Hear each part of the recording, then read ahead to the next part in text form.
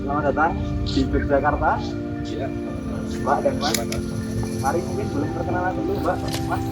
Mas yang dulu. Ya, dari sudah. Oke. Saya Mutia, Iya. dari Jogja juga. Oke. Selamat datang di Ananta Tour and Travel ya. Nah, di sini kita sudah berada di Masjid Gede Kauman.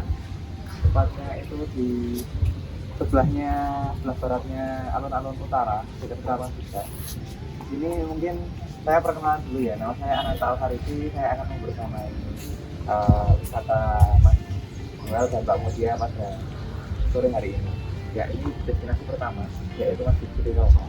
Jadi sebelum kita berjalan-jalan di Masjid Gede Kauman, kita akan belajar sedikit tentang sejarahnya terlebih dahulu. Dulu Masjid Gede Kauman ini dibangun pada tanggal 20 bulan Mei tahun 1273. Terus dulunya masjid ini dimandati oleh Sri Sultan Hamengkubuwono yang pertama. Terus setelah itu seiring berjalannya waktu, dulunya Masjid Gede Kauman itu cuma ada masjid dan lapangan luas ada, jadi belum ada perkampungan seperti saat ini.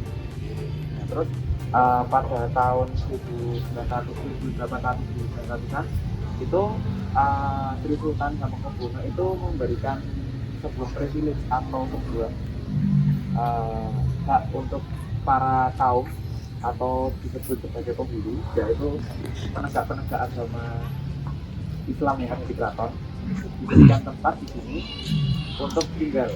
Jadi warga-warganya penghulunya tadi itu tinggal di sini untuk ngurusin Masjid Kauman ini. Makanya kenapa di sini disebut sebagai kauman, itu berasal dari kata koimun atau penghulu. Nah, mungkin secara singkatnya itu saja, Mas Yul dan Mbak Mutia. Mungkin kita bisa lanjut berjalan-jalan. Mari kita ke sana dulu. Jadi ruangan yang ada di sana itu namanya pengulon. Pengulon itu dulunya dipakai sebagai kaumnya yang ada di Kauman ini untuk ngurusin hal-hal yang berkaitan dengan agama Islam, seperti contohnya zakat. Terus kalau ada yang mau nikah, terus ada yang mau cerai, kayak ngurusin tentang kalau harta warisan ada yang meninggal, itu dulunya dipakai di sini. Namun saat ini karena sudah tidak dipergunakan untuk itu, tempat ini dipakai ketika ada sekaten. Sekaten itu untuk memperingati Maulid Nabi ya, Maulid Nabi Muhammad yang ada di Yogyakarta. Nah, ini mohon maaf karena saat ini kondisinya pandemi, jadi tidak dibuka. Mungkin Mas Joel dan Mbak Mutia bisa berkunjung lagi ke sini waktu sekaten. Ini dibuka untuk biasa umum dan ini biasanya dipakai untuk menaruh gamelan. Jadi nanti ada keraton itu kayak main gamelan 2-3 hari bisa malam tanpa sekaten. Ya. Jadi selama sekaten itu nanti dibuka. Jadi kita bisa lanjut masuk Kita sudah berada di Taman Sari. Taman Sari ini merupakan sebuah komplek pemandian yang dulunya itu dipakai oleh Sri Sultan untuk mandi bersama para selir dan juga istri-istrinya.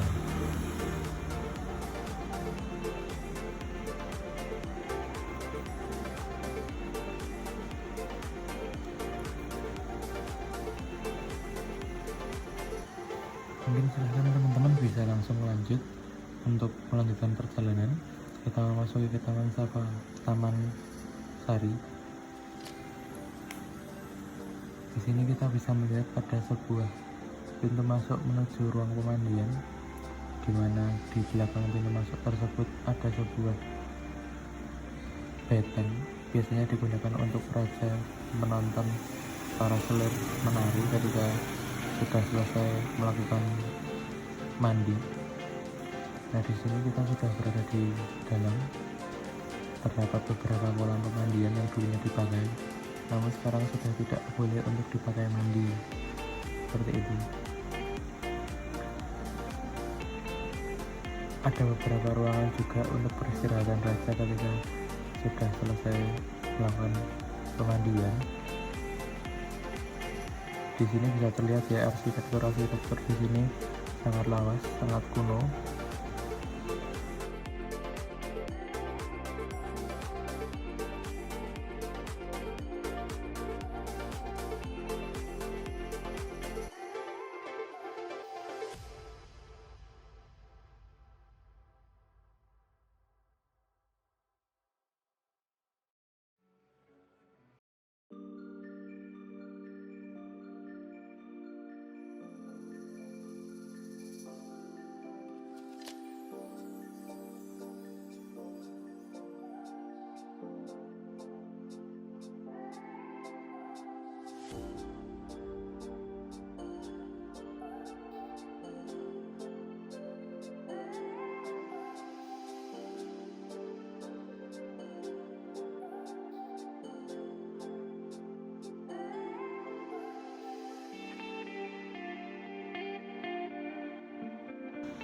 Selain itu, di sini juga terdapat sebuah benteng.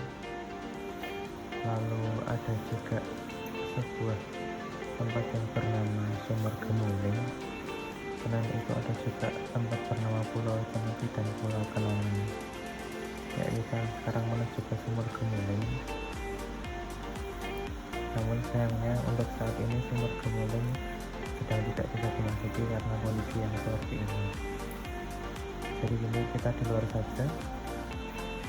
Lalu setelah itu kita menuju ke Pulau Cemepi, yang mana di sini digunakan untuk para prajurit dulu untuk memantau keadaan keamanan dari keraton Yogyakarta. Karena ketika kita di atas ini, kita bisa menonton seluruh Yogyakarta dari atas ini.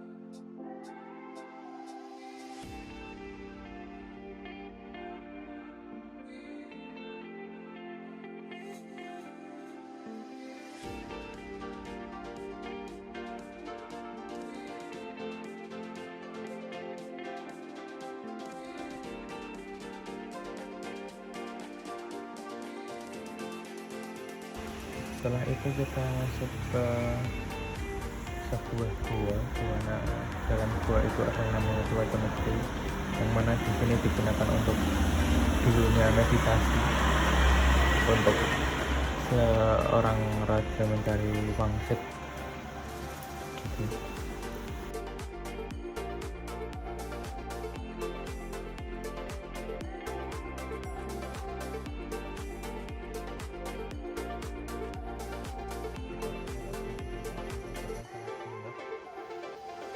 Lalu kita akan langsung lanjut menuju ke keraton. Ya, saat ini kita sudah berada di keraton, teman-teman. Mari silahkan kita masuk keraton.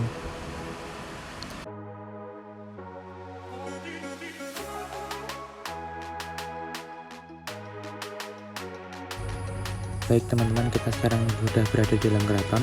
Di sini saya akan menjelaskan sedikit mengenai peraturan yang ada di keraton. Teman-teman sudah melihat di sana ada pendopo dan gamelan. Teman-teman tidak diperbolehkan untuk memegang atau menyentuh atau memainkan gamelan yang ada di keraton dengan sembarangan, karena nantinya gamelan ini biasanya digunakan untuk latihan dan tidak boleh digunakan untuk umum. Dan apabila menyentuhnya ya nanti bisa jadi terjadi hal yang tidak diinginkan. Itu.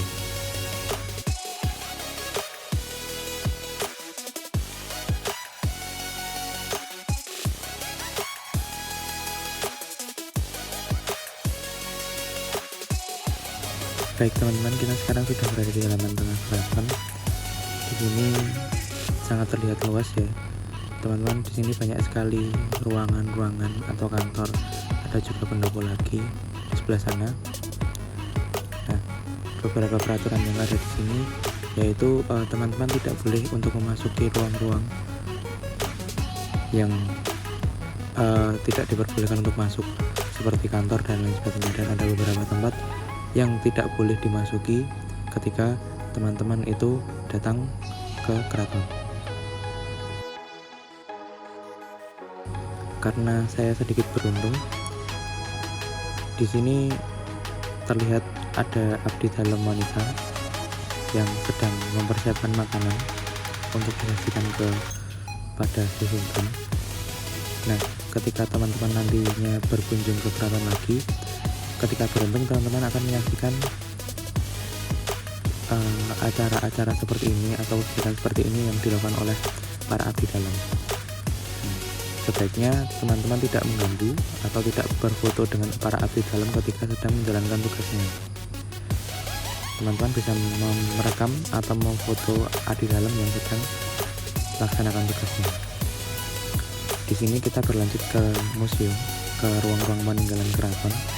Nah, karena ruang-ruang ini merupakan ruangan yang sangat dijaga, maka teman-teman tidak diperbolehkan untuk menyentuh atau memegang atau mengeluarkan barang yang ada di kaca dan ada di sana.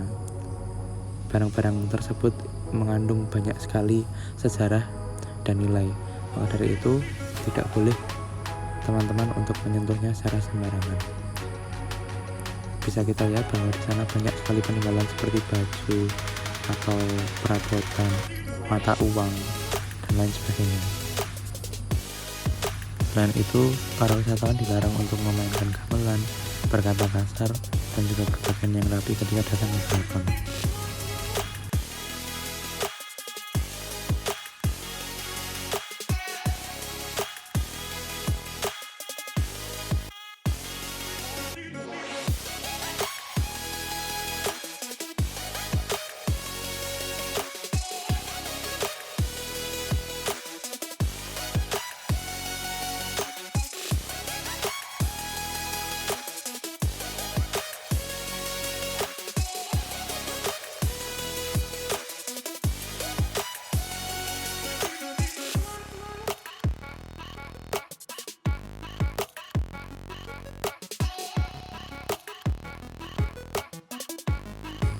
Ketika berbicara tentang keraton, tidak afdol apabila kita tidak berbicara tentang Malioboro dan Pasar Beringharjo. Pasar Beringharjo merupakan pasar yang ada di Kota Yogyakarta. Di sini terdapat banyak sekali aksesoris, pernak-pernik, batik atau kain batik yang bisa didapatkan oleh wisatawan maupun warga lokal ketika berbelanja di kawasan Malioboro dan juga Pasar Beringharjo. Teman-teman juga harus selalu menjaga prokes ketika berkunjung ke Malioboro dan juga Pasar Beringharjo ini, karena situasi saat ini adalah COVID-19 yang masih melanda, maka penting untuk selalu menerapkan protokol kesehatan ketika datang ke Malioboro ini.